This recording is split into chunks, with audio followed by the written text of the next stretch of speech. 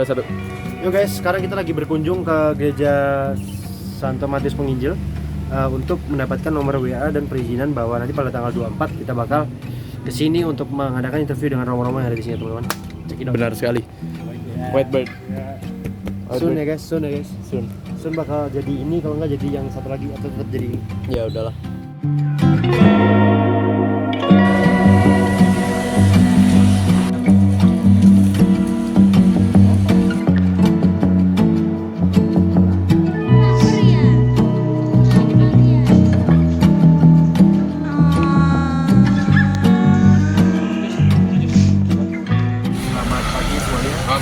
Pagi. Sekarang kami akan bertanya ke romo yang ada di gereja Santo Matius Penginjil. Oke. Romo Pak.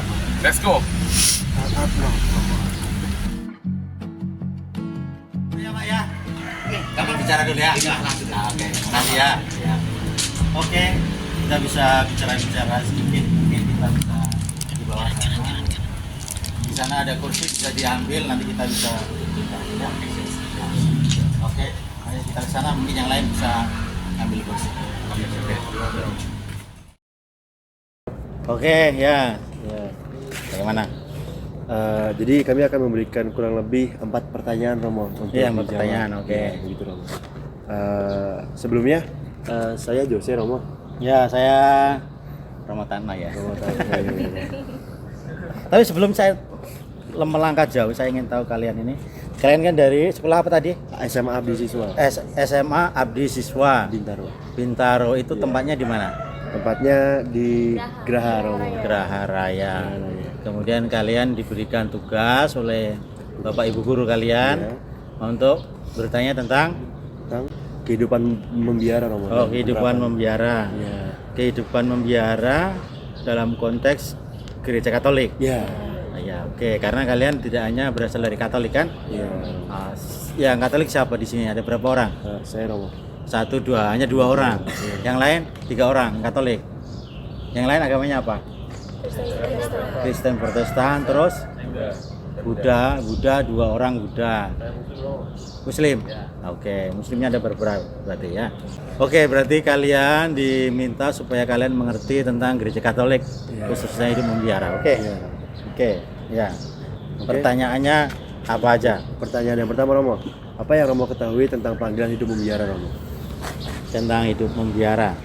Tentang hidup membiara kan suatu panggilan, ya kan? Betul. Panggilan. Semua orang dari kita semua dipanggil kan? Betul. Entah itu dipanggil menjadi seorang kepala keluarga, berumah tangga, menjadi guru, menjadi apa aja, semuanya merupakan panggilan hidup. Dan salah satu panggilan hidup membiara juga merupakan salah satu panggilan yang diberikan oleh Tuhan, itu yang kita percaya, ya kan? Dan semua orang harus menghidupi panggilannya masing-masing. Saya sebagai seorang imam Katolik menghidupi panggilan itu, dan kalian nanti juga akan menemukan panggilan kalian masing-masing, ya kan? Atau harapan, cita-cita kalian, entah itu apa. Cita-cita kalian apa? Astronot.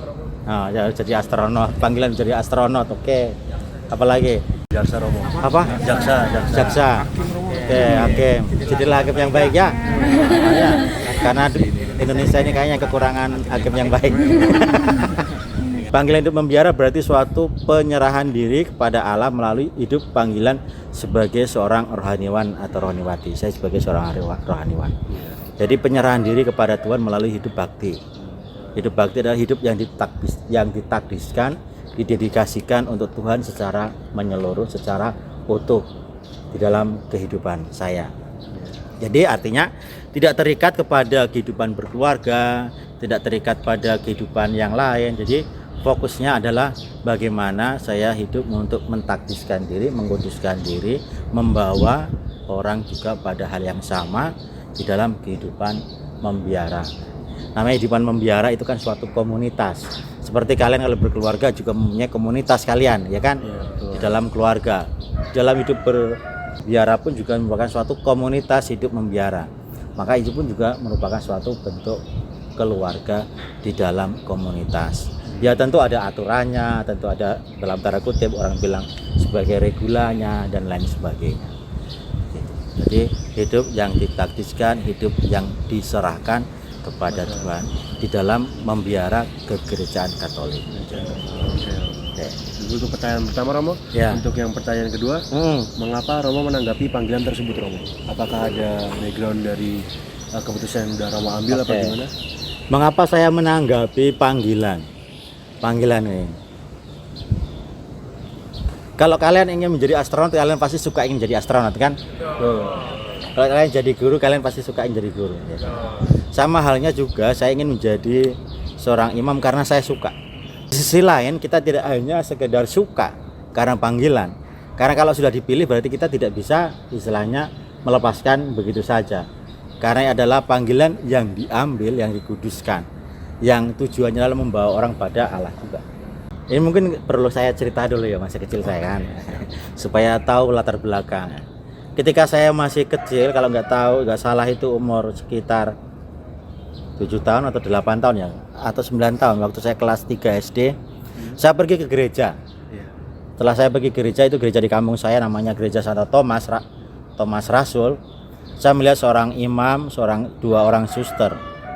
Kemudian ketika doa Bapa Kami dinyanyikan itu, suster itu melihat saya, memandang saya dan mengajak saya untuk menyanyikan doa lagu Bapa Kami dalam versi bahasa Jawa, ya kan? Kemudian disitulah saya tertarik, saya tertegun, saya tertarik. Saya ingin menjadi seperti mereka. Gitu. Kemudian setelah saya pulang dari gereja, tetangga saya menceritakan banyak hal. Said itu mengatakan, jadi Romo itu nggak gampang, susah. Karena harus sekolah, harus ada banyak tantangan, harus aja jalan, peregrinasio, dan lain sebagainya. Tetapi tantangan-tantangan itu saya tanggapi dengan katakanlah mudah, nggak apa-apa, pasti nanti bisa. Itu adalah kisah saya, bagaimana awal mula panggilan itu ada. Setelah itu saya masuk SMP, masuk STM, panggilan saya itu hilang. Mengapa hilang? Ya, karena melihat anak-anak cantik-cantik ini kan. Panggilan saya nggak ada, hilang gitu aja. Terus kayaknya nggak enak juga panggilan, karena saya tahu konsekuensinya kalau hidup membiarkan berarti nggak boleh menikah kan? Ya, betul, nggak boleh menikah. Kemudian itu menjadi pertimbangan saya. Menjadi pertimbangan saya, akhirnya kayaknya nggak dulu lah. Maka ketika SMP saya diajak teman saya untuk masuk seminari, daftar di Mertoyudan, saya bilang enggak, saya nggak mau mendaftar karena ya saya waktu itu sudah ngasih-asiknya istilahnya punya pacar dan lain sebagainya. Tetapi ketika saya masuk STM, ya sama lah, punya pacar yang baik, muslim ya dulu. Kemudian setelah saya pikir-pikir ulang, kok setelah saya lulus STM ini kok saya ingin masuk lagi gitu loh. Setelah keinginan masuk lagi, akhirnya saya berhenti selama 1 tahun setelah STM. Saya berhenti memikirkan, merefleksikan, merenungkan apakah saya ingin masuk atau enggak. Akhirnya setelah permenungan yang dalam, akhirnya saya memutuskan untuk masuk dengan segala konsekuensi yang ada. Gitu. Di dalam seminari saya mulai merefleksikan namanya panggilan. Panggilan itu sesuatu yang dianugerahkan bagi saya. Sejauh kita ingin menolak, kalau panggilan itu ada, dianugerahkan, kita nggak bisa menolak, kan gitu. Makanya panggilan menjadi seorang imam, itu saya yakin dan percaya, sejauh kita ingin menjadi seorang imam, tapi kalau ternyata panggilan atau anugerah panggilan itu nggak ada, ya sejauh kita kejar akan hilang, akan lari. Gitu. Sebenarnya Romo, perasaan Romo setelah menjadi Romo tuh jadi pastor, pertama kali menjadi pastor. Ya, jadi bentar ya. Jadi ketika saya masuk dan sebagainya, kan mama saya kan mengatakan penolakan dulu. Mama saya bilang tidak usah masuk seminari. Tapi saya bilang saya ingin masuk. Tapi kemudian pada akhirnya setelah percakapan dan lain sebagainya, mama saya mengatakan, kalau kamu bahagia menjadi seorang imam atau masuk seminari, ya mama akan bahagia. Itu sih, itu yang membuat saya menjadi nyaman. Maka menyangkut dengan hubungan pertanyaan itu tadi ya, membuat saya menjadi senang, menjadi bahagia karena apa yang menjadi harapan saya ternyata sinkron atau ini memang panggilan dari Tuhan gitu. Karena di dalam perjalanan ingin menjadi seorang imam itu kan tidak mudah kan gitu. Banyak cara, ya apakah nanti saya dikeluarkan atau tidak, ternyata tidak. Karena dulu ketika saya masuk, saya punya prinsip, kalau saya sudah masuk, saya nggak akan keluar kecuali dikeluarkan, kan gitu. Dan ternyata saya membuat beberapa banyak masalah kok nggak dikeluarkan. Mungkin ya inilah namanya tadi panggilan gitu kan. Ya udah, ya kita nikmati panggilan yang sudah diberikan gitu.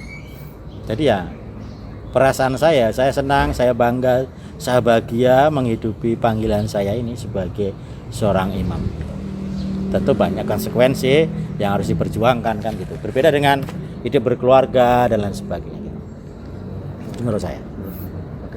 Nah, Oke, untuk yang ketiga, pertanyaan ketiga Romo, apa yang Romo ketahui tentang panggilan kaul kemiskinan, ketaatan dan kemurnian Romo? Bagaimana cara Romo untuk mewujudkan 3 kaul tersebut dalam kehidupan sehari-hari? oke, kita bisa mengatakan itu sebagai 3 nasihat Injil ya. Apa tadi? Kemurnian, ketaatan dan kemiskinan. Nah, itulah 3 kaul yang biasa diungkapkan oleh biarawan-biarawati. Itu kaul. Kalau bukan religius itu biasanya janji ya. Mengapa dikatakan kaul? Karena tingkatannya lebih tinggi daripada janji. Nah, kaul kemurnian itu adalah konsepnya, itu kan nasihat Injili, nasihat yang diberikan oleh Yesus kepada kita untuk menghidupi. Nasihat Injili tentang kemurnian, kemurnian hati sebenarnya. Pertama-tama adalah tentang kemurnian hati, bagaimana kita itu bisa mencintai Allah, bisa mencintai sesama manusia dengan sepenuh hati, dengan kemurnian, tanpa ada kedengkian dan lain sebagainya. Maka kaitannya langsung dari kemurnian itu adalah juga kemurnian diri sendiri. Bagaimana kita pada akhirnya salah satunya tidak menikah dan sebagainya. Itu adalah salah satu bentuk dari kaul kemurnian. Kemudian kaul ketaatan ya. Pertama-tama ya tentu kita taat pada Tuhan kan. Kepada Tuhan dengan segala apa yang boleh kita kerjakan dan apa yang tidak boleh kita kerjakan dan lain sebagainya. Yang kedua adalah ketaatan pada pimpinan, kepada provinsial, kepada uskup dan lain sebagainya. Ketaatan pada otoritas yang lebih tinggi yang mengatur regulasi kita. Misalnya Tatno, kamu di sini sudah 10 tahun katakanlah. Kamu sekarang pindah ke Sumatera misalnya. Oke, kita laksanakan ke sana. Itu salah satu bentuk dari kaul ketaatan. Sama aja misalnya pegawai negeri kan, PNS sebagai guru. Oh, kamu sudah di sini 10 tahun, sekarang kamu mengajar SMP negeri 15 di Surabaya misalnya. Itu salah satu bentuk juga ketaatan. Nilai ketaatan itu kan pasti lebih ada ya, sesuatu nilai yang lebih tinggi kan, supaya semua perjalanan regulasi hidup tentang kebutuhan di suatu tempat itu terpenuhi kan gitu. Kalau apa lagi satu? Kemiskinan. Nah, kemiskinan itu pertama-tama bagi saya ya. Bagi saya itu bukan semata-mata bahwa saya tidak punya uang, tidak. Tapi kemiskinan bagaimana kita menghidupi segala sesuatu itu dengan bijaksana. Misalnya kamu punya uang 10 juta, bagaimana kamu menghidupi uang 10 juta itu? Apakah saya sekali hari langsung menghabiskan, atau kita mau menjaga uang itu dengan sebaik mungkin, kita membelikan sesuai dengan kebutuhan dan lain sebagainya. Itu namanya dari kaul apa tadi? Kalau kemiskinan.